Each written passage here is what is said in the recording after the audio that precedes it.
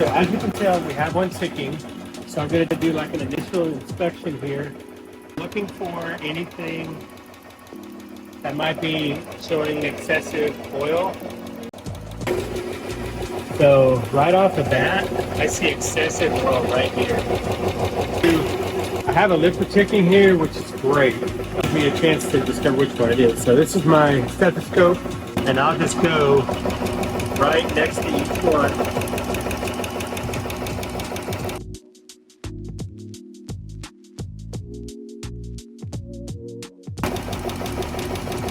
So this one is definitely ticking.